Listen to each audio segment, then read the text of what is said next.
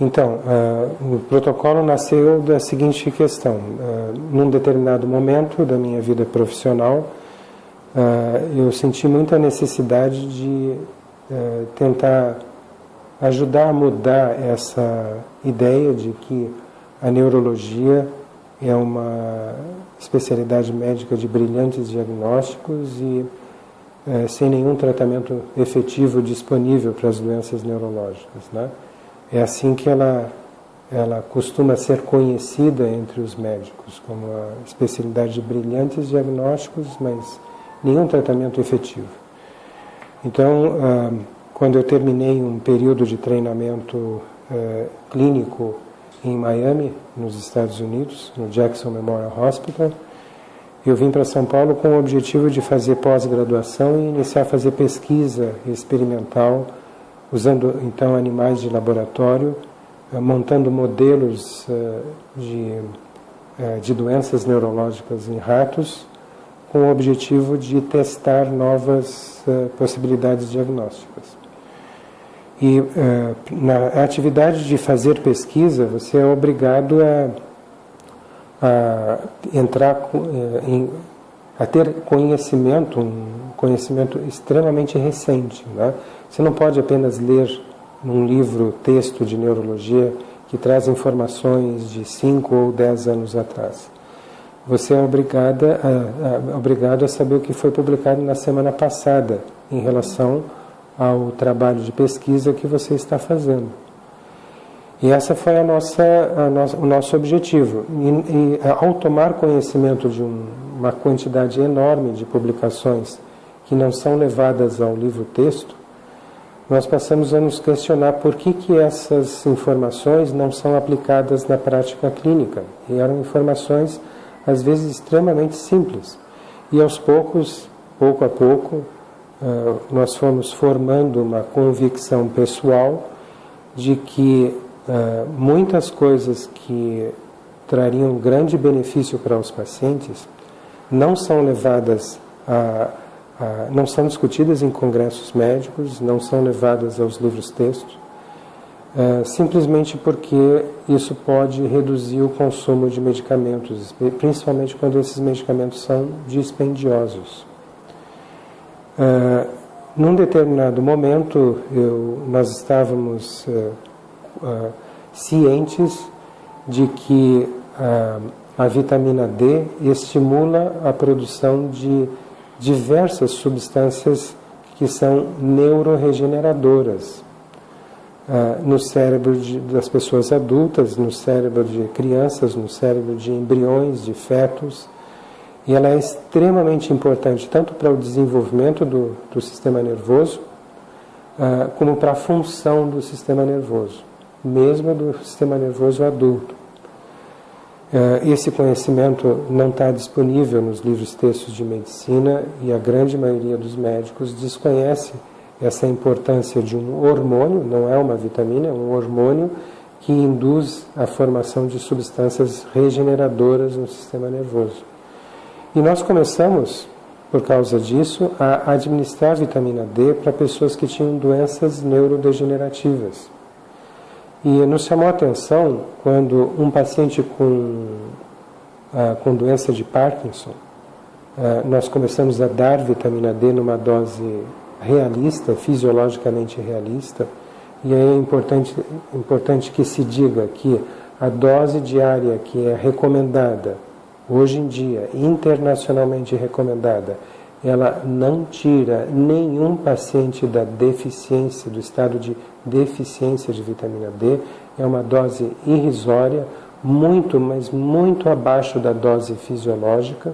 Então, quando nós começamos a dar a dose fisiológica, que é a dose de 10.000 unidades por dia, apenas a dose que você produz por poucos minutos de exposição solar, ou seja, se você estiver vestindo camiseta regata e bermuda, com as pernas e os braços expostos ao sol.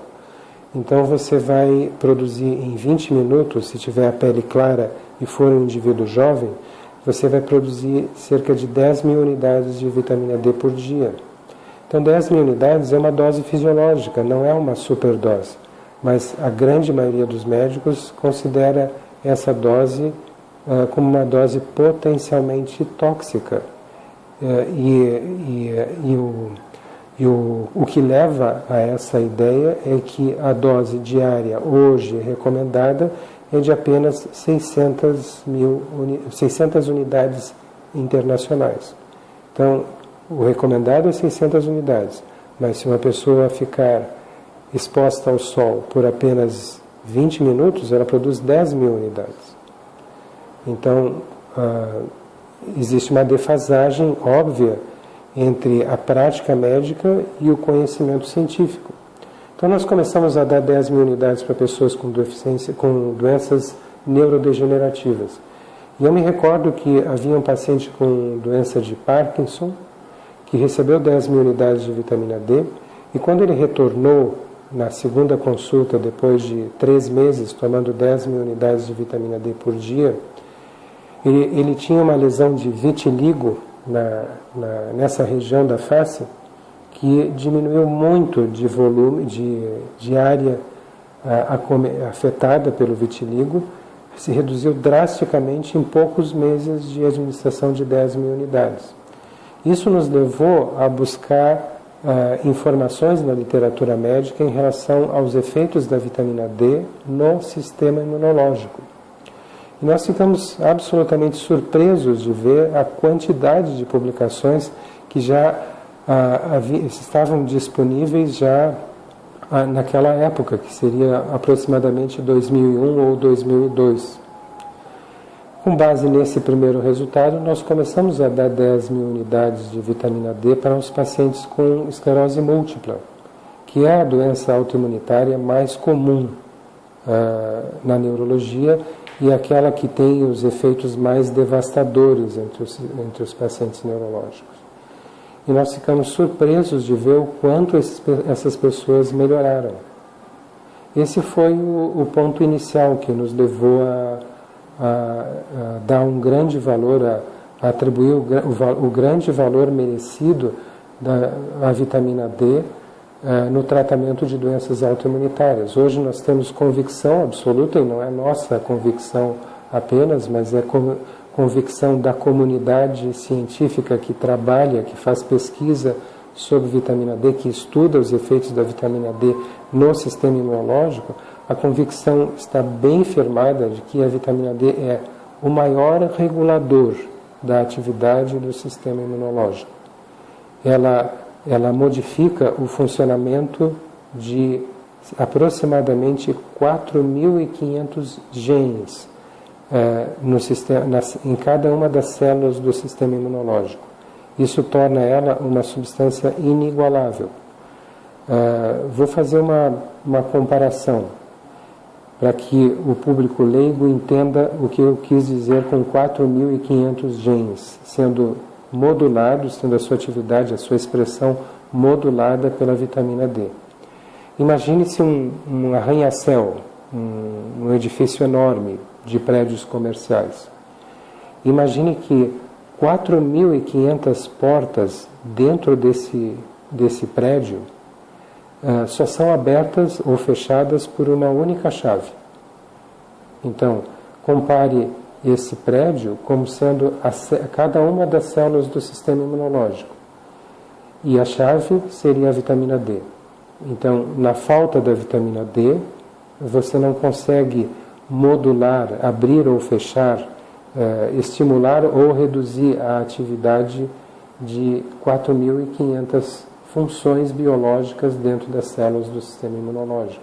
Então, a falta dessa substância representa um desastre para o sistema imunológico.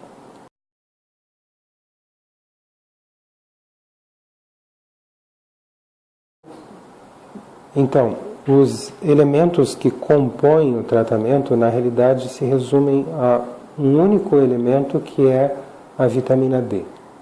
As pessoas que têm doenças autoimunitárias, segundo o que tem sido publicado pela literatura, na literatura científica relativa a esse assunto, essas pessoas possuem uma resistência parcial aos efeitos da vitamina D.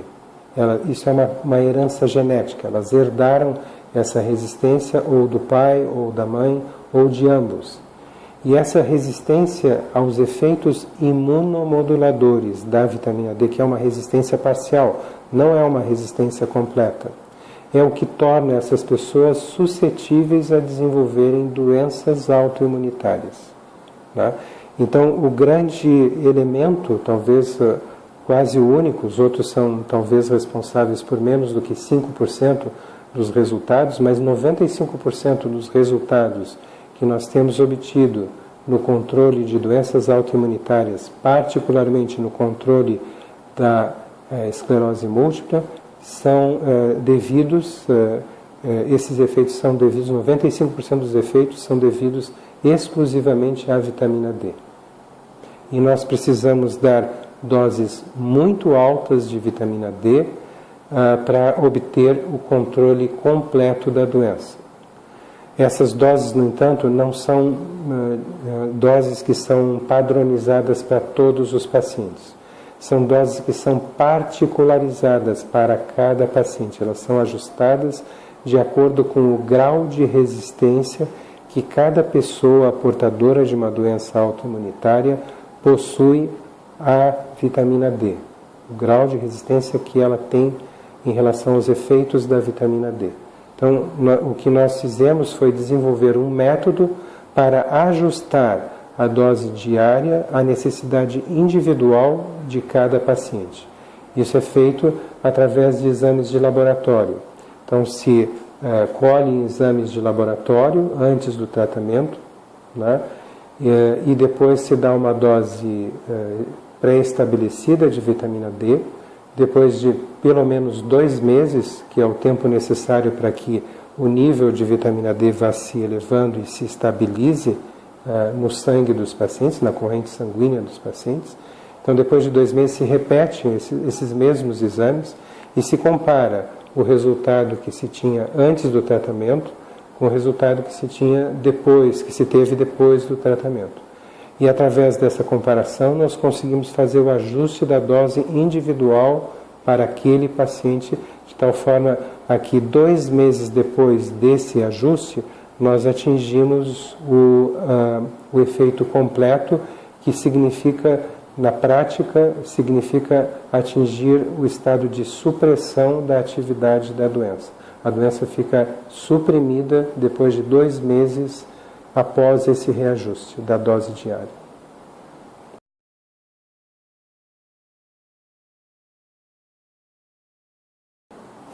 Então, nós hoje estamos trabalhando com 5 médicos que nos auxiliam aqui na clínica.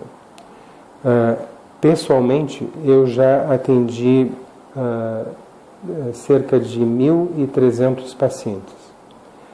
A clínica, contando com todos os médicos que estão trabalhando conosco já há 1 ano e meio, no total já atendeu 2.500 pacientes. No entanto, nós estamos treinando médicos que estão trabalhando tanto fora do país.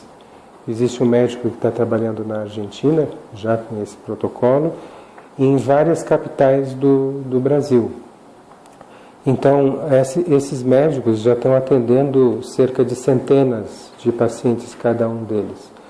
Então, eu posso lhe dizer que aqui na clínica nós temos 2.500 pacientes aproximadamente portadores de esclerose múltipla. Nós estamos falando apenas dessa doença de esclerose múltipla, porque se nós formos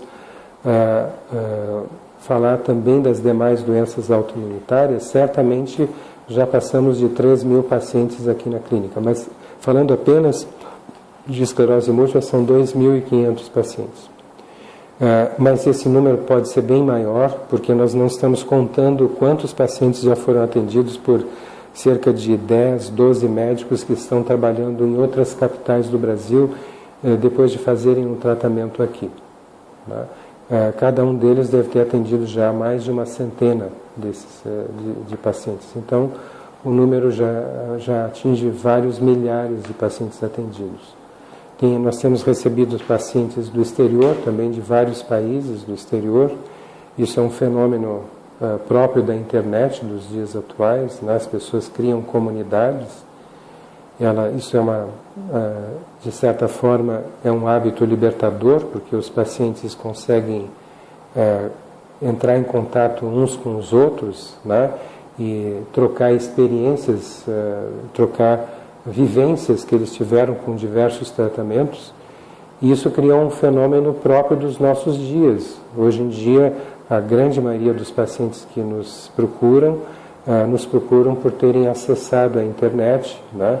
Nós temos um paciente que você entrevistou também, que se chama Daniel Cunha, é um jornalista, né, que já recebeu alta daqui da clínica, é um ex-portador de esclerose múltipla. Isso é uma coisa importante que se diga, né?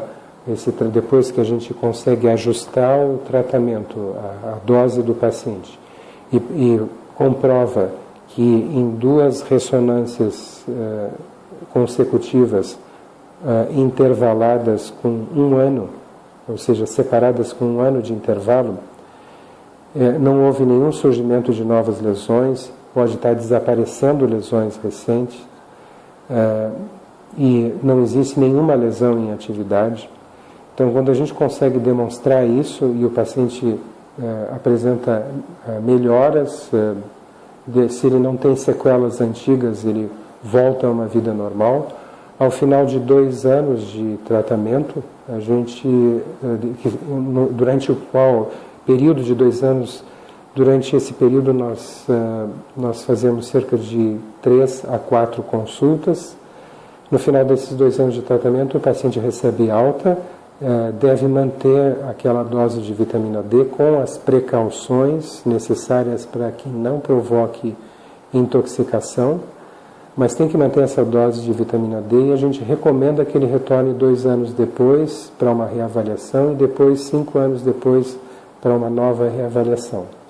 Nós não sabemos ainda por quanto tempo os pacientes vão ter que manter doses altas de vitamina D, e por enquanto nós estamos mantendo esse tratamento por tempo indefinido, pedindo que os pacientes façam uma revisão depois de 2 anos e uma revisão depois de 5 anos, e nesse período talvez a gente já tenha conseguido estabelecer um critério para reduzir a dose, saber quais pacientes podem reduzir a dose e quais têm que continuar, mas nesse momento o tratamento se mantém por tempo indeterminado.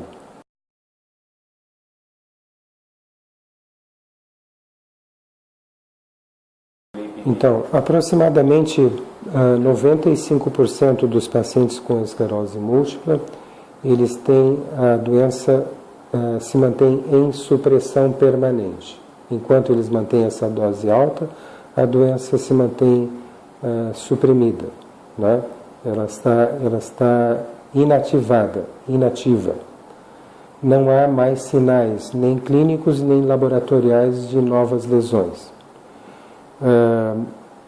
5% dos pacientes obtêm um resultado apenas parcial, o que significa que, apesar de obterem melhoras, eles não têm, vamos dizer assim, a supressão completa da atividade da doença. Nós estamos, nesse momento,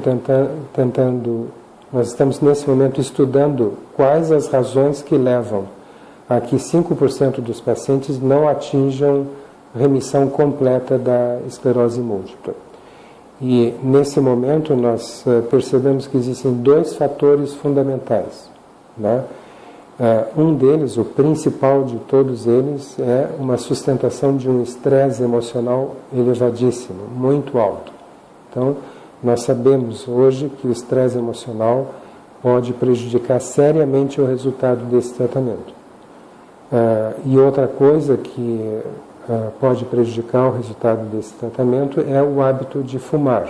Então, o tabagismo, nós sabemos que prejudica muito o resultado do tratamento com a vitamina D, mas isso não é uma coisa especificamente relacionada à vitamina D. Já existem informações abundantes na literatura médica dizendo que o hábito de fumar acelera a progressão da esclerose múltipla, mesmo que o paciente esteja sob tratamento tradicional. Quando eu digo que são 95%, eu me refiro a pacientes que não estão fazendo qualquer outro tipo de tratamento, além das doses elevadas de vitamina D, associadas à dieta e à hidratação abundante, que são necessárias para evitar os efeitos colaterais. Além disso, pode ser que infecções de repetição, como infecções urinárias, em pacientes que, antes de começarem com esse tratamento, já haviam adquirido uma sequela de descontrole da função da bexiga, da função urinária, que os torna suscetíveis a desenvolverem infecções urinárias de repetição. Nós sabemos também que essas infecções urinárias de repetição podem reduzir os efeitos imunomoduladores da vitamina D. Eu falo de imunomoduladores porque a vitamina D não suprime a atividade do sistema imunológico. Hoje nós sabemos, isso é conhecimento estabelecido, que a vitamina D suprime especificamente o tipo de reação imunológica não fisiológica, chamada de aberrante, né? Que é conhecida pela sigla TH17, que é a reação imunológica que provoca as doenças autoimunitárias. Então, toda doença autoimunitária, toda agressão do sistema imunológico contra o próprio organismo é provocada por um tipo de reação que não é normal, não é fisiológica, é aberrante, que é chamada de TH17. E a vitamina D é a única substância, pelo menos do meu conhecimento, que é capaz de seletivamente inibir essa reação sem prejuízo das demais reações do sistema imunológico. Ao contrário, a vitamina D até potencializa a capacidade do sistema imunológico de reagir contra vírus, contra bactérias como o bacilo da tuberculose. A capacidade do nosso sistema imunológico de reagir contra esses micro-organismos é potencializada pela administração de vitamina D. Já é conhecimento, por exemplo, já estabelecido na comunidade científica de que pacientes que são portadores de tuberculose precisam ser suplementados com vitamina D para que os efeitos dos tuberculostáticos se façam mais efetivos.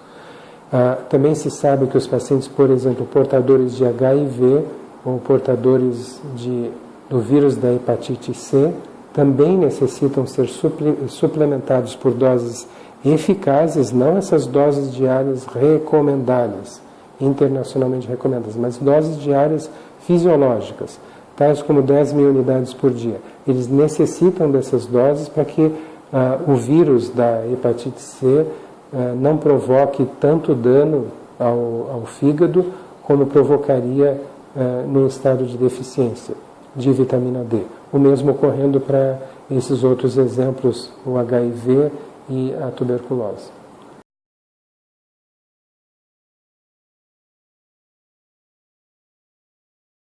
Sim, então a doença de Crohn, a doença inflamatória intestinal, que inclui a doença de Crohn, a retocolite ulcerativa, são doenças que nós temos conseguido controle completo, até agora sem nenhuma exceção, utilizando esse mesmo protocolo de tratamento.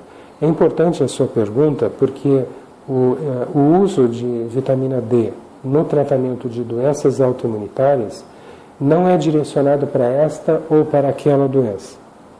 Ele é direcionado para a regulação do sistema imunológico. Por exemplo, sob o efeito da vitamina D, o sistema imunológico aumenta a quantidade de um tipo de células que é produzida pelo sistema imunológico com o objetivo de mantê-lo regulado, que são chamados de linfócitos T reguladores. Então, a quantidade de linfócitos T reguladores aumenta muito sob os efeitos da vitamina D. Ao mesmo tempo, a reação TH17, que é uma reação anômala, não fisiológica, aberrante, ela é seletivamente inibida pela vitamina D. Como essas duas coisas são importantíssimas para o controle de qualquer doença autoimunitária, essas doenças autoimunitárias que você mencionou, como as doenças inflamatórias intestinais, a doença de Crohn e a retocolite ulcerativa, nos casos que nós temos tratado, os casos que nós temos tratado, têm respondido de uma forma completa. O paciente se vê completamente livre das manifestações da doença e mantém uma vida normal. Mas também necessita fazer, como eu lhe disse, manter aquela dieta em que ele não pode ingerir laticínios derivados de leite, aqueles alimentos que são integralmente constituídos por leite, e ele tem que manter uma hidratação mínima de 2,5 litros de líquidos por dia. Então, repetindo, essas doenças autoimunitárias que você mencionou, até agora, todos os casos que nós temos atendidos, que não são tantos casos como da esclerose múltipla, são provavelmente algumas dezenas de casos, todos eles têm respondido de uma forma completa, sem exceção aos efeitos da vitamina D em altas doses.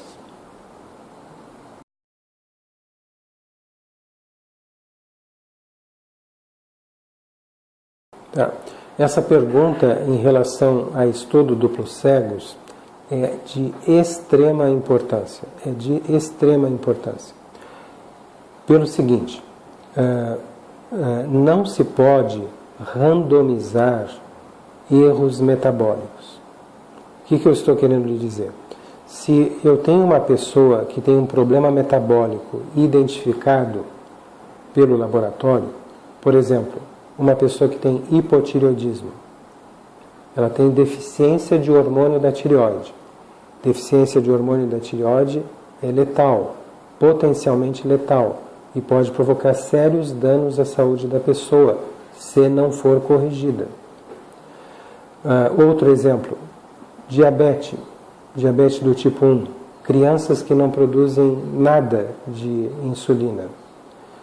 Eu sou obrigado a corrigir essa deficiência, eu tenho que dar insulina.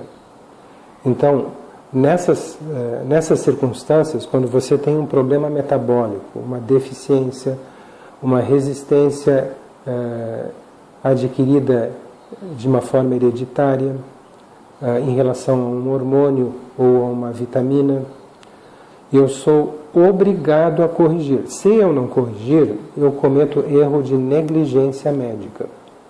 Então, quando você fala de um estudo duplo cego randomizado, você está me dizendo o seguinte, que eu devo ter um grupo de pacientes que vai ser tratado, por exemplo, com a vitamina D, em altas doses, e um grupo de pacientes que vai receber um placebo. O médico e os pacientes envolvidos no estudo não sabem qual paciente está recebendo o quê. Se está recebendo o placebo ou está se recebendo a vitamina D. Muito bem, eu não poderia fazer esse estudo com crianças diabéticas, por exemplo. Jamais foi feito um estudo duplo cego, randomizado, para saber se insulina é bom para crianças diabéticas. Jamais foi feito e jamais vai ser feito. A mesma coisa acontece com pessoas que têm hipotireoidismo. Tem hipotireoidismo, você é obrigado a tratar. Jamais vai ser feito um estudo duplo cego, randomizado, em que um grupo vai receber hormônio da tireoide e outro vai receber placebo. A mesma coisa acontece com deficiência de vitamina D, com deficiência de vitamina B12, né, que pode dar uma doença neurológica devastadora que destrói a medula espinhal. Você não pode deixar uma pessoa, então, com deficiência de vitamina B12 sem tratamento, porque você está sendo negligente com o seu paciente. Você não pode deixar uma pessoa que tenha outro tipo de deficiência, como a pelagra, né, que é provocada por deficiência de niacina, que é a vitamina B3. Você não pode deixar com deficiência, porque dá diarreia, dá dermatite, dá até mesmo a morte da pessoa.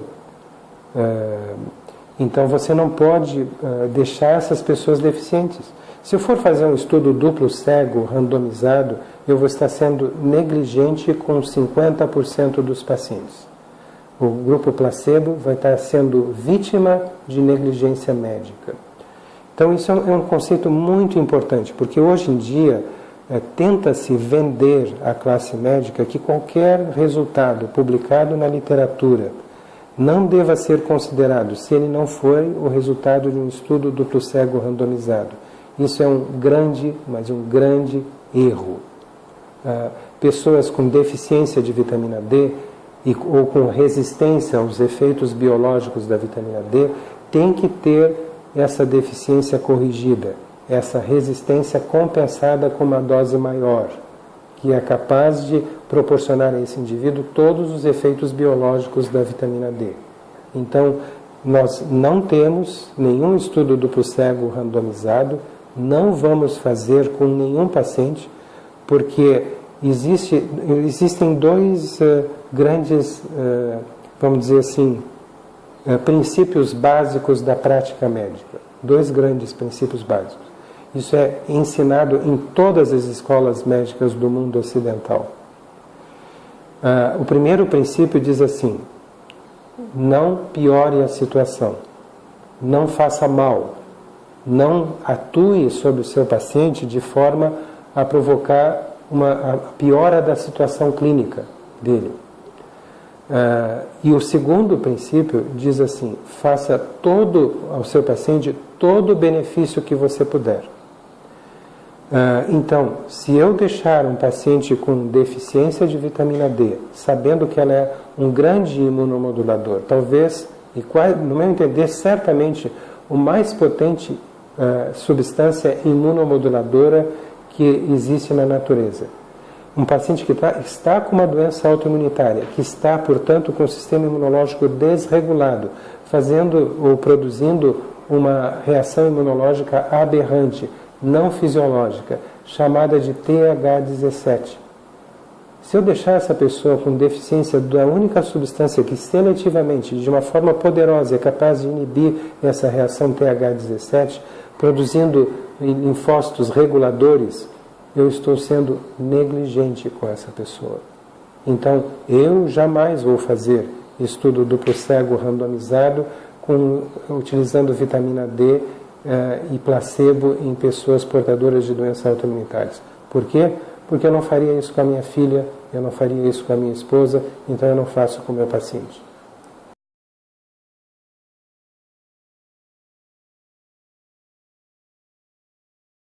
Nós começamos a utilizar a vitamina D no tratamento de doenças autoimunitárias no interesse do próprio paciente.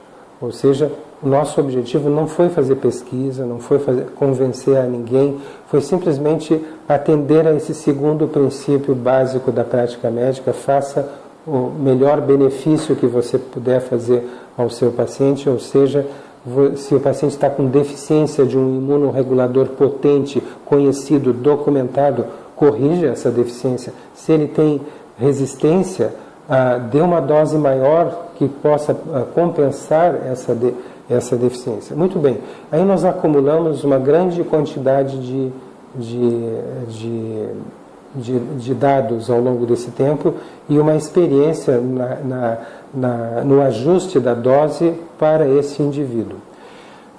Nós já publicamos dados preliminares sobre vitiligo e psoríase, né? Naquela época, quando nós fizemos esse trabalho por vitiligo e psoríase, foi a única doença que nós conseguimos que o Comitê de Ética Médica da Unifesp, da nossa universidade, aprovasse. Nós queríamos atuar sobre outras doenças também, mas infelizmente existem fatores muitas vezes que nós não compreendemos por que recebemos negativas em relação a fazer um tratamento que apenas poderia provocar benefício, como que você pode negar a prover, vamos dizer assim, condições éticas para que você corrija uma deficiência num paciente. Eu não consigo entender isso, mas nós tivemos negativas em relação a isso, a determinadas doenças. Isso não nos impediu de continuar tratando os nossos pacientes no próprio interesse desses pacientes e fazendo com que nós acumulássemos uma experiência muito grande de casos que estão muito bem documentados. Então, assim que nós tivermos a oportunidade, nós vamos solicitar a um comitê de ética que nos permita avaliar retrospectivamente esses casos e se isso for possível, porque nós temos que seguir regras para a publicação de trabalhos científicos, né? Então, se no momento que eu for submeter a uma revista, enviar a uma revista uma publicação dizendo assim, olha, nós temos 2.500 casos de pacientes tratados com altas doses de vitamina D e queremos relatar o que aconteceu com eles. O editor da revista vai nos pedir, mas que dê a aprovação do comitê de ética para que você pudesse nos enviar essa experiência sua. Então, nós temos que enviar, fazer a solicitação ao comitê de ética para que ele aprove uma revisão dos prontuários desses pacientes. E, mediante a revisão desses prontuários, então nós podemos enviar para revistas médicas. Nós esperamos que não haja problema em fazer uma revisão retrospectiva de tudo o que aconteceu com esses pacientes ao longo de 11 anos de acompanhamento. Mas nós não sabemos, isso fica na mão de pessoas que muitas vezes determinam ou tomam decisões de uma forma que, ao nosso ver, não é a decisão mais adequada para a disseminação do conhecimento médico e para benefício dos pacientes acometidos por essas doenças.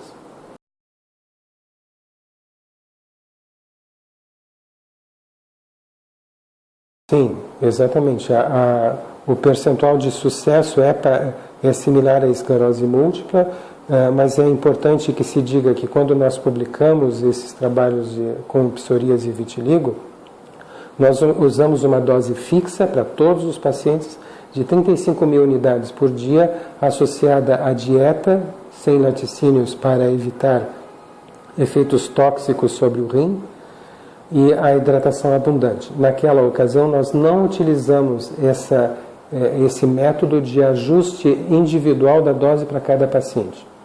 Então, nós obtivemos esses resultados de 95% dos pacientes quando nós utilizamos esse método de ajuste individual da dose para cada paciente, conforme a resposta laboratorial que cada paciente nos mostra através da comparação dos exames laboratoriais, feitos antes do início da administração e aqueles feitos depois de passados 2 meses após essa administração.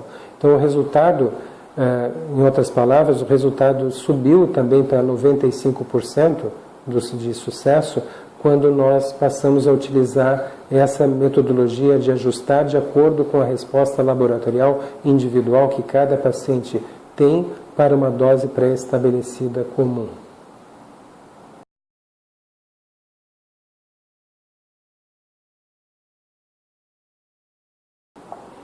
Então, altas doses de vitamina D funcionam para as doenças autoimunitárias em geral, né?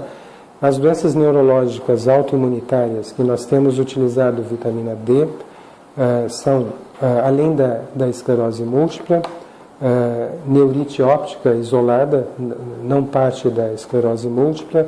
Nós temos utilizado também para doenças como a síndrome de Guillain-Barré.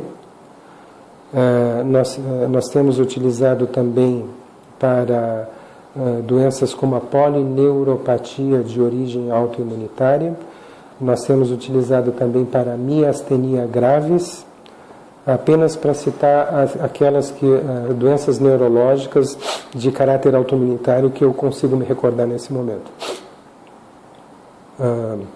E o resultado do tratamento tem sido quando nós utilizamos essa metodologia de ajuste individual da dose para cada paciente, tem sido o mesmo da esclerose múltipla, 95% de supressão completa da atividade autoimunitária.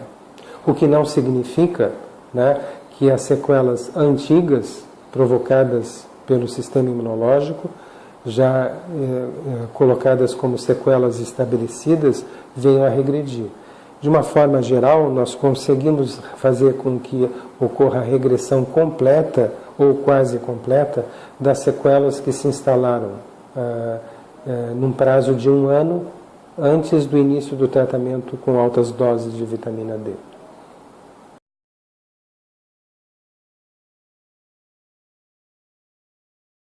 Existem outras doenças que também a ocorrência delas é favorecida ou é dependente da presença de uma deficiência de vitamina D. Por exemplo, a ocorrência de abortos de repetição no primeiro trimestre da gestação. Hoje em dia isso é considerado uma doença autoimunitária. O sistema imunológico rejeita a implantação do embrião.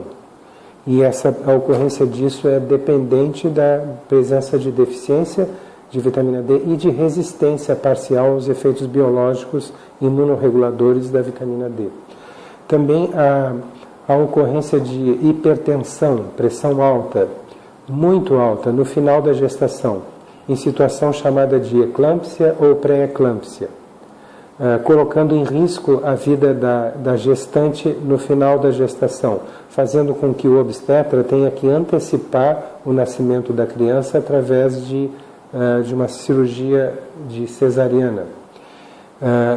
E essa também é uma ocorrência que é prevenida pela administração de doses adequadas de vitamina D.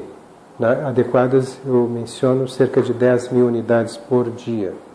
Além disso, gestantes que não se expõem ao sol adequadamente, elas mantendo níveis muito baixos de vitamina D, elas correm alto risco de darem à luz a crianças que depois mostram comportamento autista, ou seja, o autismo é altamente favorecido pela deficiência de vitamina D que ocorre na gestação e nos primeiros anos de vida. Também a deficiência de vitamina D ocorrendo no início da vida do indivíduo, no final da gestação ou nos primeiros anos de vida, aumenta muito a possibilidade que esse indivíduo, ao atingir a adolescência, desenvolva doenças psiquiátricas como esquizofrenia. Independente da idade do indivíduo, a deficiência de vitamina D favorece muito a ocorrência de depressão. Né? Processos depressivos são favorecidos ou até mesmo induzidos pela presença de deficiência de vitamina D, que raramente é investigada pelos médicos que hoje em dia tratam pessoas portadoras de depressão. Então nós temos nós temos sim, é importante falar sobre diabetes. Tanto o diabetes do tipo 1, que é autoimunitário, como o diabetes do tipo 2, que é o diabetes da maturidade, são altamente favorecidos pela deficiência da vitamina D. A produção de insulina é favorecida pela vitamina D, e a deficiência de vitamina D proporciona ou favorece a ocorrência de diabetes. Talvez seja uma das áreas onde mais tem sido pesquisada os efeitos da deficiência da vitamina D, tenha sido no caso do diabetes e das lesões que o diabetes provoca no organismo. Eu acho que essas são as mais importantes doenças que têm sido mencionadas em relação à vitamina D.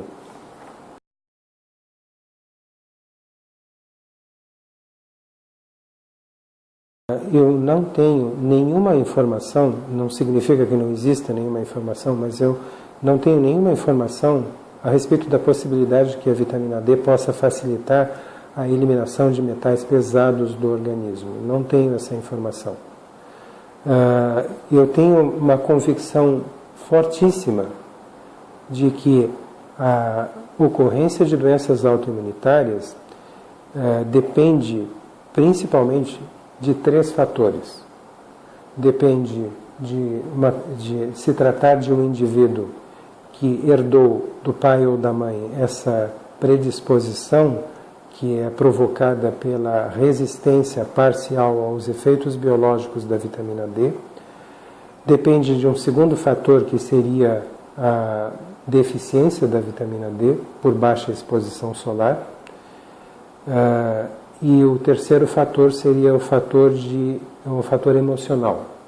Então, esse seria o gatilho que leva ao desencadeamento de doenças autoimunitárias em geral, inclusive da esclerose múltipla, em pessoas que têm esses dois outros fatores que a predispõem a desenvolver essa doença. Falta apenas o gatilho. Quando vem o gatilho emocional, de um estresse emocional, de um evento de vida estressante, por exemplo, um adolescente ou uma adolescente que vê os seus pais se separarem. Um indivíduo de 18, 19, 20 anos de idade que tem uma ruptura afetiva. Uma pessoa de seus 30, 35 anos de idade que vê a dissolução do casamento. Uma pessoa de mais idade que vê a morte inesperada do filho, experimenta a morte inesperada do filho.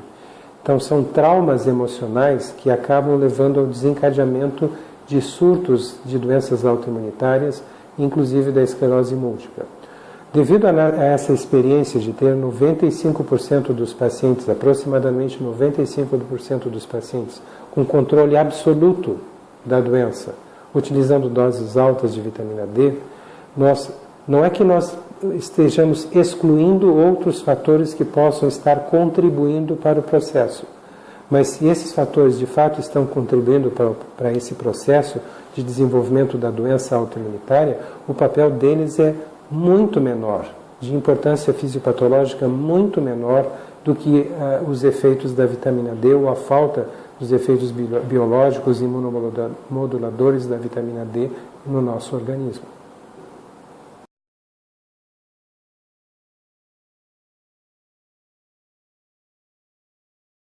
Muitos pesquisadores dizem que uma pessoa com esclerose múltipla, ela, por ter, vamos dizer assim, uma deficiência neurológica que a impede de caminhar livremente, ela tende a ficar mais em ambientes confinados, dentro de casa, né? E por isso ela tem menor exposição solar e por isso ela teria deficiência de vitamina D. Então, eles dizem que a deficiência de vitamina D é consequência da doença e não a causa da doença. Essa seria a argumentação. Certo? Bom, isso não explica por que quando se administra, e já existem estudos publicados desde 1986, quando você avalia quantas crises uma pessoa teve ao longo de alguns anos antes de começar a ser suplementada por vitamina D e depois que ela foi suplementada com vitamina D, por que essas crises diminuíram drasticamente? O número de surtos diminuiu, em inglês chamado de relapse, diminuiu drasticamente. Essa argumentação está desconsiderando o papel fundamental da vitamina D, já muito bem documentada como imunomoduladora. Ou seja, vitamina D inibe a reação subjacente a todas as doenças autoimunitárias, que é a reação aberrante não fisiológica chamada TH17. Vitamina D aumenta a quantidade de linfócitos imunorreguladores. O nível de vitamina D, quanto mais elevado ele é, mais baixa é a atividade da doença autoimunitária. Menor é o nível de vitamina D, mais alta é a atividade da doença autoimunitária. Se você considerar todos esses fatores em conjunto, você vai ter apenas uma única explicação. A deficiência de vitamina D leva a doenças autoimunitárias. Um outro fator que pode ser agregado a esse conjunto, que só é explicado por se entender a vitamina D como a deficiência da vitamina D como determinante ou facilitadora da ocorrência da doença autoimunitária, é a diferença em relação à linha do Equador. Quanto mais você se afasta da linha do Equador, maior é a ocorrência de doenças autoimunitárias.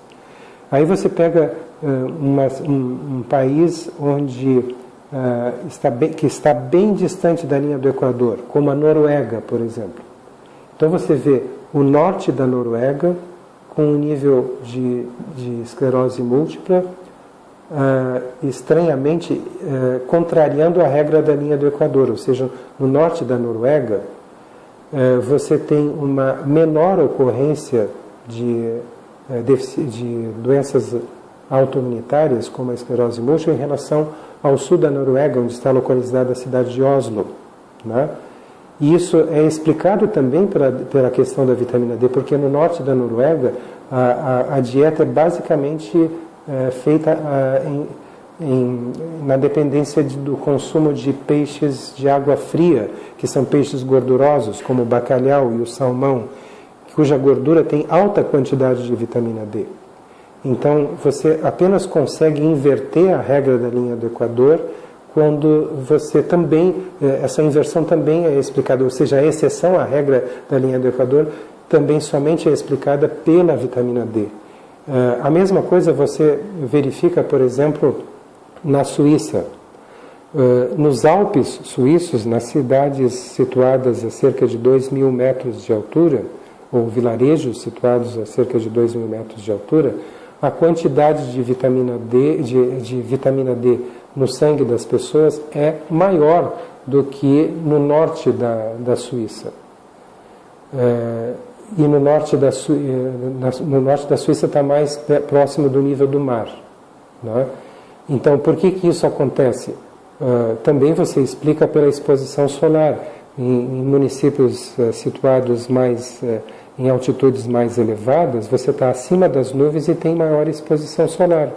Então não é por causa do frio, né, da temperatura fria, que você facilita a doença autoimunitária, porque senão nos Alpes suíços você teria mais doenças autoimunitárias. Mas nos Alpes suíços você tem menos doenças autoimunitárias porque você tem maior exposição ao sol. E por ter maior exposição ao sol, você tem mais vitamina D. No norte da Suíça, você tem menos exposição solar e você tem menor quantidade de vitamina D circulando no sangue dos habitantes e, em consequência disso, você tem mais doenças autoimunitárias. Toda a epidemiologia das doenças autoimunitárias só é explicada por um único fator, que é a deficiência da vitamina D. Você pode chegar e pegar um único fator, uma única característica da distribuição da epidemiologia da vitamina D e dizer assim, não, mas existe uma explicação alternativa. As pessoas que têm esclerose múltipla, aquelas que têm níveis mais graves de esclerose múltipla têm mais deficiência porque ficam mais dentro de casa. É uma explicação alternativa, mas não explica todas as outras questões das funções biológicas da vitamina D e de todos os outros características epidemiológicas da vitamina D. Características epidemiológicas das doenças autoimunitárias. Certo.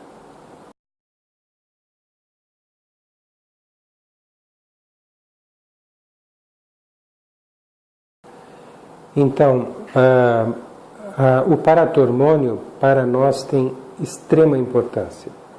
Por quê? Porque quando você administra a vitamina D inibe a produção de paratormônio. Então, se eu medir o paratormônio antes de começar a dar a vitamina D e depois de 2 meses, eu consigo usar o paratormônio, a queda do paratormônio, quanto caiu o paratormônio com a administração da vitamina D, eu consigo usar isso como parâmetro de resposta biológica ao efeito da vitamina D. Esse é exatamente o fator que nós utilizamos para regular a dose de vitamina D individualmente. Se a vitamina D inibe a produção de paratormônio, eu elevo a vitamina D até que o paratormônio atinja o valor inferior do normal. Eu não suprimo o paratormônio, Eu apenas elevo a vitamina D para que ele fique próximo ao limite inferior da faixa normal, de variação normal do paratormônio. E ao produzir esse efeito biológico, eu infiro que se a vitamina D atingiu o máximo efeito na inibição do paratormônio, ela deve também ter atingido o máximo efeito imunorregulador. E é através dessa premissa que nós ajustamos a dose de vitamina D, de acordo com a queda do paratormônio. Eu não posso suprimir o paratormônio, torná-lo indetectável, porque se eu suprimir o paratormônio, aí então eu faço com que o indivíduo esteja sob o risco de estar tomando uma dose tão alta de vitamina D que ele pode estar retirando grande quantidade de cálcio dos ossos e levando essa quantidade excessiva de cálcio retirada dos ossos a elevar a concentração sanguínea ao ponto de prejudicar a função renal. Então, o paratormônio, para nós, é uma medida de segurança, um nível de segurança. Se eu não suprimir o paratormônio, eu estou seguro de que eu não estou provocando doses tóxicas de vitamina D. E eu consigo, então, ajustar de acordo com a resistência biológica aos efeitos da vitamina D que aquele indivíduo está tendo e que ele tem por razões genéticas e hereditárias. Vamos ver se eu digo isso em outras palavras. Um indivíduo pode precisar de uma dose de vitamina D, por exemplo, de 30.000 unidades, para fazer com que o seu paratormônio atinja o valor inferior do normal. Um outro indivíduo pode necessitar de 100.000 unidades diárias para fazer com que o paratormônio atinja essa faixa inferior do normal. Então, medir o quanto cai o paratormônio para nós é uma forma de ajustar a dose da vitamina D para a necessidade individual daquele paciente. O nível de paratormônio é o teste laboratorial mais facilmente disponível que pode nos proporcionar uma medida da resistência da pessoa aos efeitos da vitamina D. Existem outras possibilidades, outras coisas que nós podemos também medir, mas o paratormônio é feito por todos os laboratórios, não é uma coisa excepcional, né? Muitos médicos solicitam a dosagem de paratormônio. Então, não é um teste excepcional, a gente pode utilizar e é um teste que é facilmente disponível em qualquer lugar do mundo.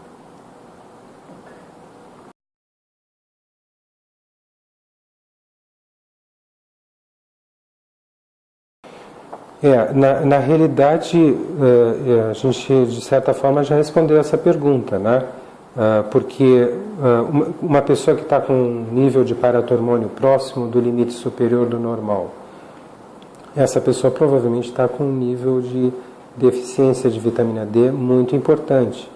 E ela está retirando o cálcio dos ossos para manter a concentração de cálcio no sangue, porque ele não tem vitamina D suficiente para absorver o cálcio do intestino, do alimento que está transitando no intestino, que está sendo digerido no intestino, por falta da vitamina D.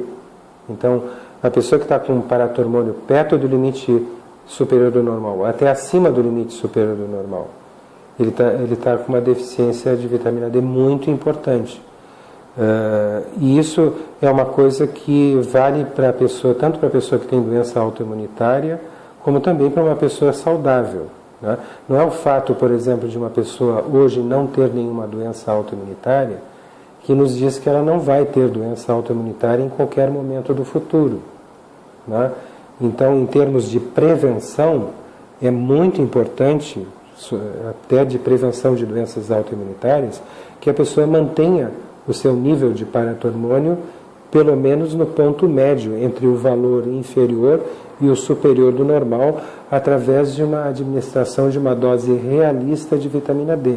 Então, mesmo a pessoa saudável, tomando uma vitamina D de 10.000 unidades, ela provavelmente Não certamente, mas provavelmente essa dose vai ser suficiente para manter o seu paratormônio dentro da faixa normal de variação, não perto do limite superior ou acima do limite superior.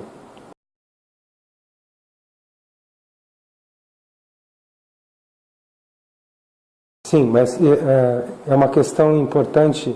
Os laboratórios têm diferentes faixas de variação de normalidade para o paratormônio.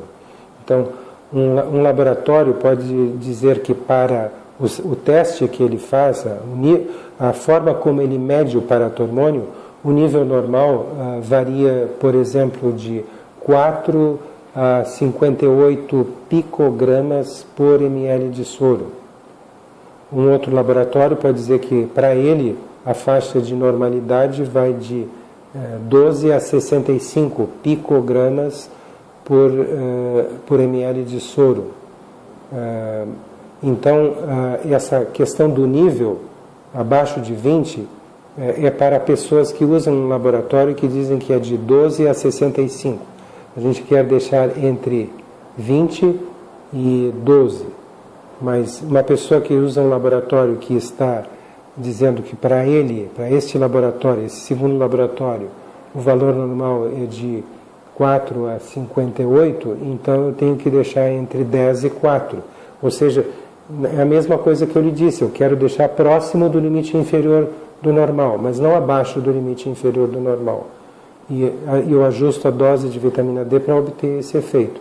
Então não é necessariamente abaixo de 20. Abaixo de 20 ou abaixo de 10, ou entre 12 e 20, ou entre 10 e 4, depende de qual é a faixa de normalidade que o laboratório usa como referência. Né? Então vai depender do laboratório.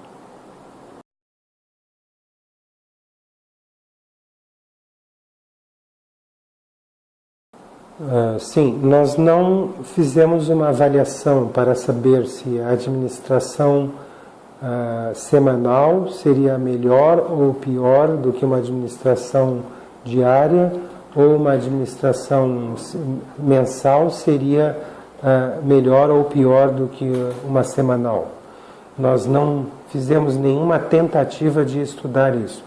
Apenas nós partimos do pressuposto de que o normal é uma pessoa se expor ao sol diariamente. Então, se esse é o normal, nós vamos procurar ajustar a dose de acordo com administrações diárias. Né? E até se justifica isso porque nós evitamos grandes variações provocadas por administrações muito espaçadas. Então, quando nós administramos diariamente, a variação da concentração sanguínea vai se manter mais regular, menos oscilante, menos variável. Né? A amplitude de variação vai ser menor.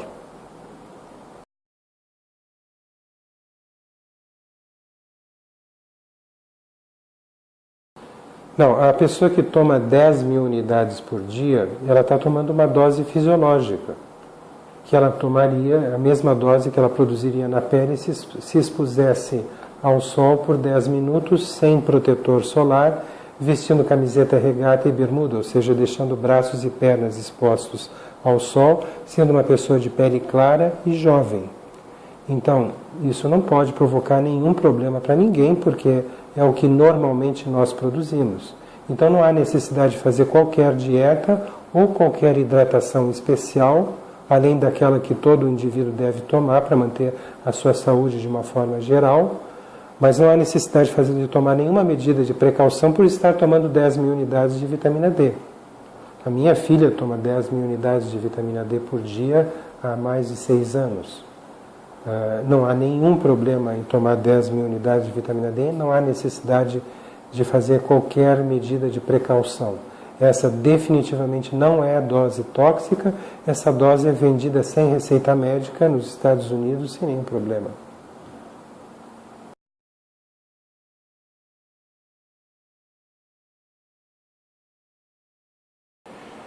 Então, na realidade, não temos nenhum efeito da vitamina D sobre a flora intestinal normal. Não tenho nenhum conhecimento de que a vitamina D afete a flora intestinal normal. Se existe alguma coisa publicada em relação a isso, isso não é do meu conhecimento. Naturalmente, como a vitamina D aumenta a potência do nosso organismo em reagir contra micróbios patológicos, é até de se esperar que ela reduza a quantidade de bactérias que sejam nocivas ao nosso organismo, né?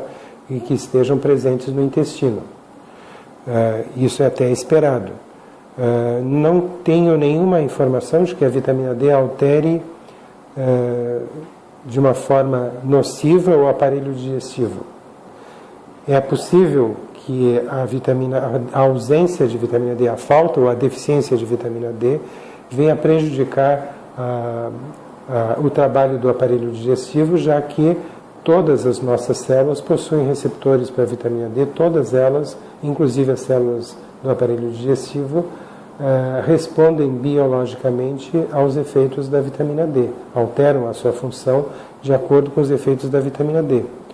A própria atividade, então, do sistema digestivo pode ser favorecida pela correção da deficiência da vitamina D.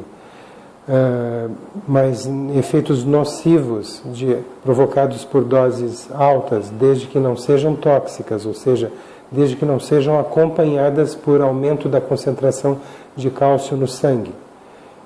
Esses efeitos nocivos sobre o aparelho digestivo não podem ocorrer com o uso de doses altas de vitamina D, desde que elas estejam ajustadas de acordo com os parâmetros de laboratório. Quanto ao receptor da vitamina D, bom, existem várias doenças que estão associadas a alterações do receptor, alterações genéticas do receptor da vitamina D, tornando essas pessoas também resistentes à vitamina D. Então, a ocorrência de resistência à vitamina D pode se dar devido ao fato de um indivíduo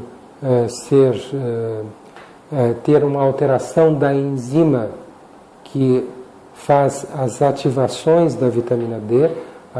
São duas hidroxilases, né, enzimas chamadas de hidroxilases. Então, o indivíduo pode ter alterações da primeira hidroxilase, pode ter alterações da segunda hidroxilase, pode ter alteração do receptor da vitamina D, que está presente nas células alvo do efeito da vitamina D, da ação da vitamina D. E pode também, esse indivíduo pode ter uma alteração genética também, hereditária, da proteína que segura a vitamina D e carrega a vitamina D na circulação. Então, são várias alterações genéticas que podem explicar a resistência de um indivíduo à vitamina D ou a resistência do outro indivíduo à vitamina D através de uma outra alteração genética. O indivíduo, por outro lado, também pode necessitar de muito mais vitamina D pelo fato de que tem um peso excessivo para a sua altura. Uma pessoa de idade mais avançada tem uma menor quantidade de receptores para a vitamina D por célula, ou seja, diminui a concentração de receptores da vitamina D em cada célula devido ao avanço da idade. Então, são vários pontos em que um indivíduo pode ter explicada a sua resistência parcial aos efeitos da vitamina D. Um indivíduo pode ter 2 desses pontos, um outro indivíduo pode ter 3 deles, contribuindo para a resistência à vitamina D. Por isso, você utilizar um efeito final de toda essa cadeia de eventos, que é a redução dos níveis de paratormônio. É uma forma de você, vamos dizer assim, evitar de ter que verificar qual é o tipo de razão, por qual razão aquele indivíduo é resistente. Não importa se é por uma, por duas, por esta, por aquela, ou por mais do que uma razão que ele seja resistente à vitamina D. Você medindo um efeito biológico, que é a redução dos níveis de paratormônio, você vê o efeito final de todas essas possíveis pontos de resistência à vitamina D.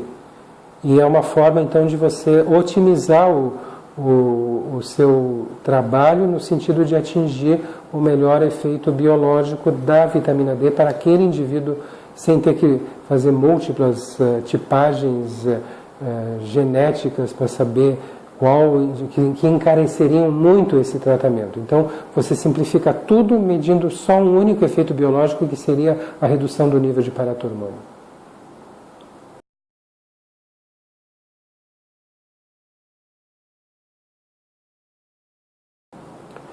Sim, pois então, essas enzimas porque quando você produz a vitamina D na pele ou ingere a vitamina D, você está ingerindo a forma inativa da vitamina D, que é chamada de colecalciferol.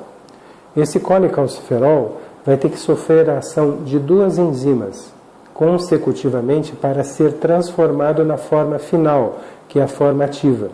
Então, o colecalciferol sofre a ação de uma enzima chamada de 25-hidroxilase, que coloca um grupamento químico chamado hidroxila na posição 25 da molécula do colecalciferol, transformando esse colecalciferol no calcidiol, 25-hidroxivitamina D, que é o que é medido no sangue para se detectar se o indivíduo tem deficiência ou não.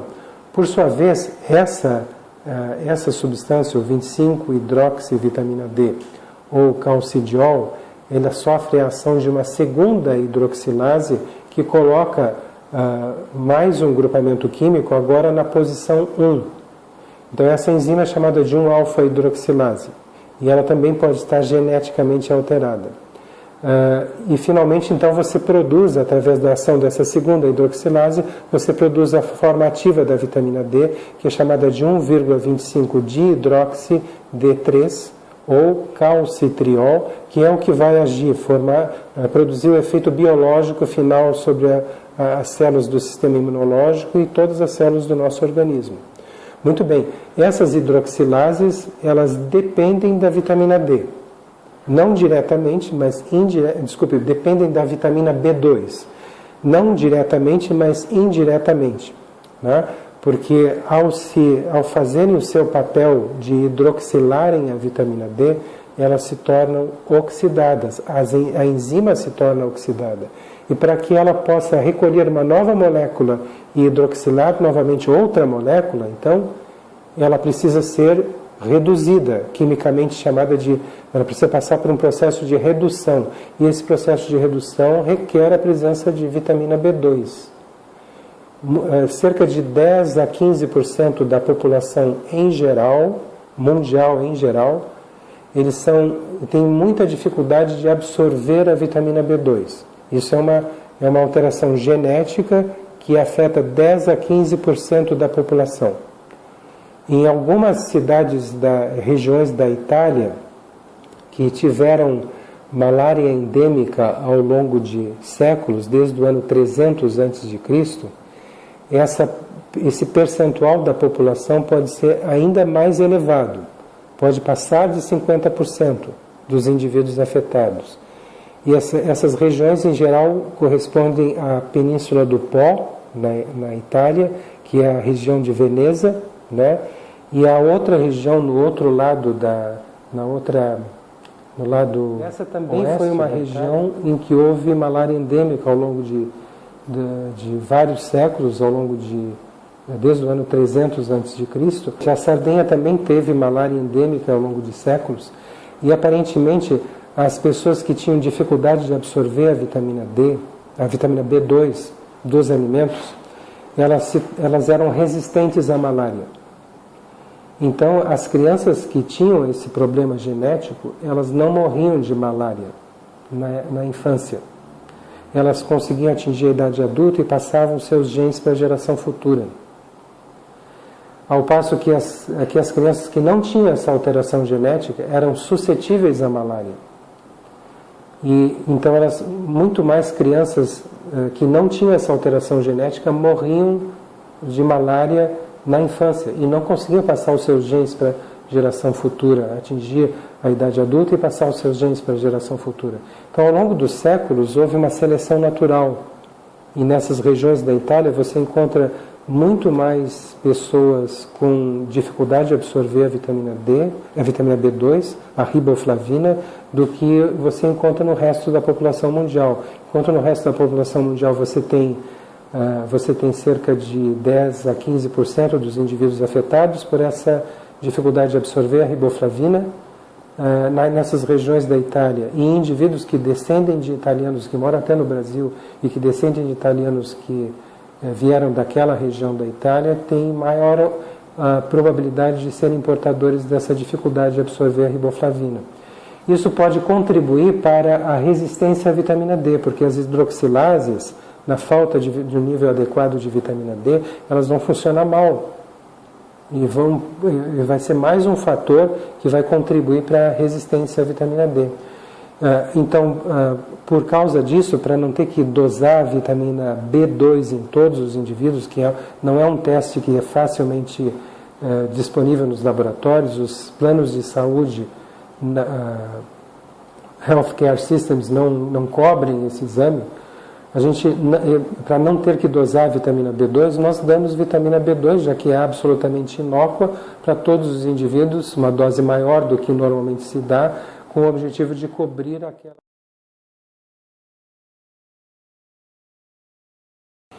Bom, nós medimos o fósforo porque a vitamina D ela mobiliza tanto o cálcio como o fósforo do tecido ósseo, né? E como nós estamos usando doses inéditas de vitamina D, isso foi uma sugestão, inclusive do professor Michael Holly, que a gente devia documentar tudo o que está acontecendo, né? Mas uma das nossas preocupações é que não estivesse alterado o fósforo, os níveis de fósforo não estivessem alterados. E, de fato, essas doses que nós estamos usando com essas precauções não têm alterado os níveis de fósforo, né? Então, isso é apenas uma precaução para ter certeza que os pacientes estão bem, sob o ponto de vista laboratorial.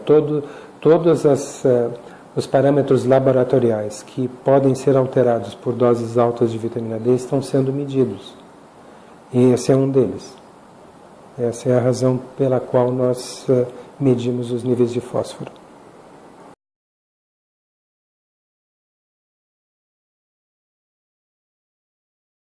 Bom, pacientes que têm insuficiência renal, para nós é um grande problema da dose alta de vitamina D.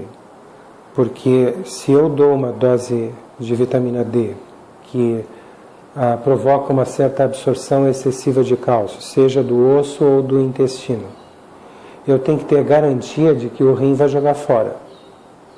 E se a pessoa tem insuficiência renal, eu perco essa garantia. Então, para nós, se uma pessoa vem com insuficiência renal, isso dá muito, mas muito mais trabalho, tem que ter muito mais cuidado do que uma pessoa que tem função renal normal. Essa é a única coisa que eu posso acrescentar em relação à questão da insuficiência renal.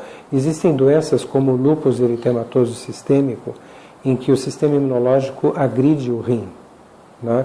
A gente procura desligar o lúpus antes que ele provoque lesão renal.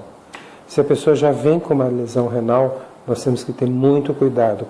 Nós começamos com doses menores de vitamina D para ter segurança de que nada vai acontecer com essa pessoa. Entende? Porque eu preciso que o rim jogue fora qualquer excesso que seja de cálcio que apareça na circulação. E se a pessoa tem insuficiência renal, isso se torna um problema.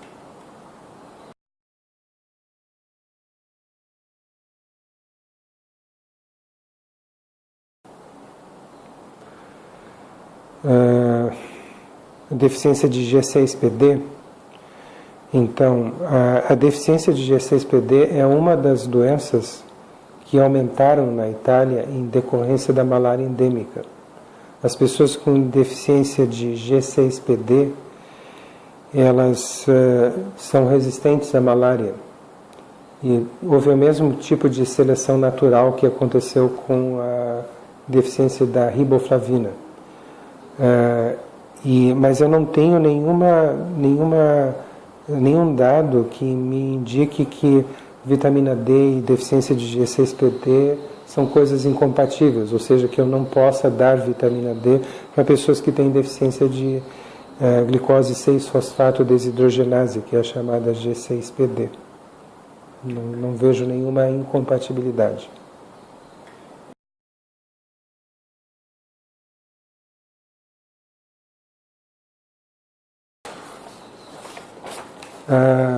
Não tenho essa informação de que a vitamina D possa beneficiar pessoas com distonia. Em princípio não deve haver nenhuma, mas eu posso verificar, porque a vitamina D tem ela é uma substância chamada de uma substância com funções pleiotrópicas, ou seja, tem tantas funções que todas as células respondem à vitamina D, que eu não posso dizer que pelo fato de que eu não tenha tido notícia, ou não tenha sido publicado nenhum trabalho a respeito de vitamina D e distonia, que ela não possa propiciar qualquer benefício para pessoas com distonia. Mas essa informação eu não tenho presente, não tenho disponível nesse momento.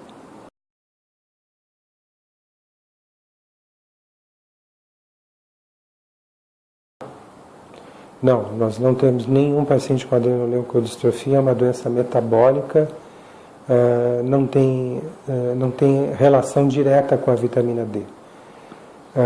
Muitas pessoas que têm doenças degenerativas do sistema nervoso potencialmente podem se beneficiar com doses razoáveis de vitamina D.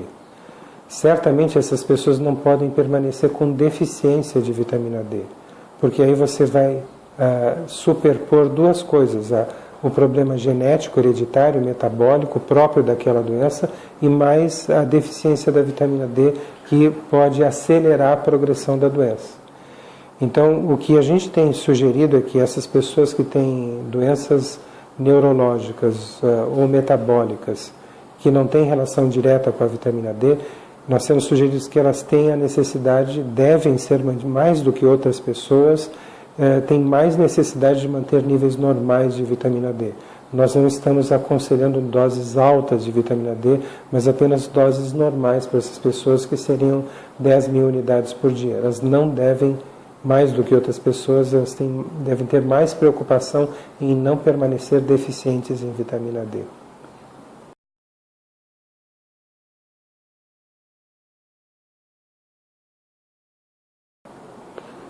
Um paciente que toma esse anticoagulante com a vitamina D, em princípio não existe nenhuma incompatibilidade de tomar vitamina D, fazer tratamento com vitamina D ou com altas doses de vitamina D, guardadas aquelas precauções, né, que a gente já comentou, dieta e hidratação.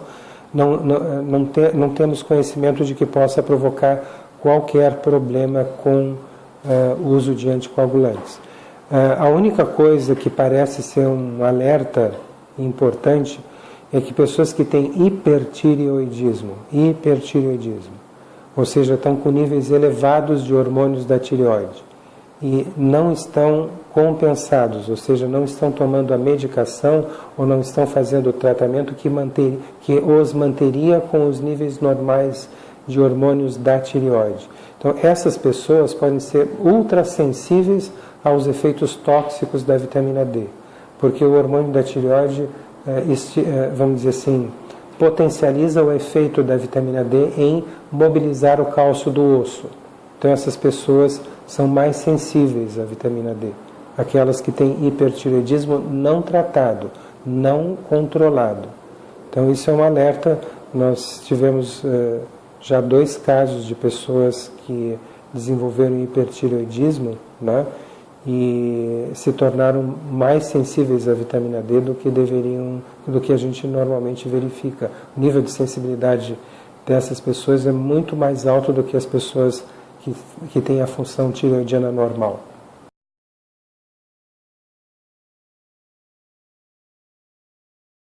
Sim, nós temos orientado os pacientes a que, se eles tiverem que tomar antibióticos ou anti-inflamatórios drogas que são tóxicas para o rim.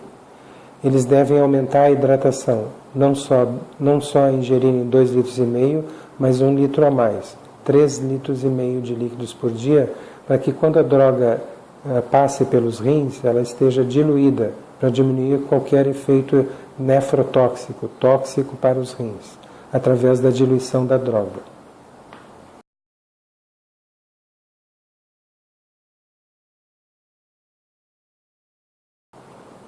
A pessoa que toma 10.000 unidades de vitamina D tem a mesma dose de vitamina D que uma pessoa jovem produziria na pele, vestindo camiseta, regata e bermuda, ou seja, deixando os braços e pernas expostos ao sol. Uma pessoa jovem de pele clara, sem uso de protetor solar, produziria 10.000 unidades de vitamina D.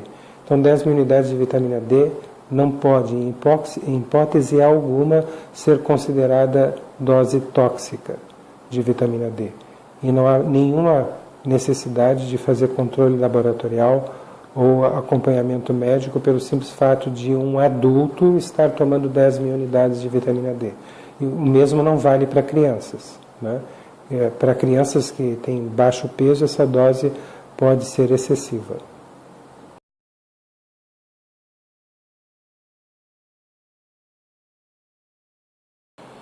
Sim, desde que o simpósio seja consequente, ou seja, produtivo, que se possa entrar em contato com profissionais que estejam dispostos a trabalhar com esse protocolo, né? Utilizando a vitamina D em favor dos pacientes, nós temos todo o interesse. O que talvez seja pouco produtivo é nós irmos à Itália com o objetivo apenas de fazer o que nós estamos fazendo aqui, de orientar o seu público, né? Porque nós estaríamos apenas repetindo as mesmas coisas. Agora, um público, um profissional médico que esteja interessado, vários profissionais que estejam interessados nos resultados desse tratamento, né? Eles podem ter perguntas técnicas que não foram apresentadas aqui. E podem apresentar questionamentos, propiciar uma discussão muito produtiva. Então, nessa situação, valeria a pena uma viagem, seria muito produtiva uma viagem à Itália, porque a quantidade de pessoas que podem ser beneficiadas por esse tratamento, pessoas jovens que iriam ficar cegas ou paraplégicas por causa de esclerose múltipla, ou que continuariam sofrendo a vida inteira por os efeitos de uma doença como as doenças inflamatórias do cólon e tantas outras que nós mencionamos aqui, né? Então, a presença de um profissional na Itália que executasse esse tratamento provocaria um benefício para as pessoas que moram na Itália de uma estima incomensurável. Não dá para medir o benefício que essa pessoa poderia ter. Ele iria ter a mesma satisfação, o mesmo nível de gratificação imenso que nós estamos tendo, dando alta para pessoas com esclerose múltipla, com doenças autoimunitárias, né? Nós perdemos, a gente costuma dizer para o paciente que a gente está perdendo um paciente quando dá alta, mas está ganhando um amigo para o resto da vida, né? E isso é uma coisa que não tem preço, realmente.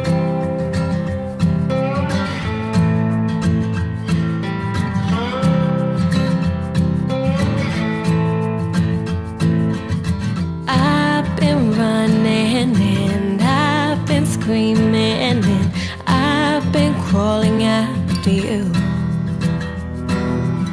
I've been saying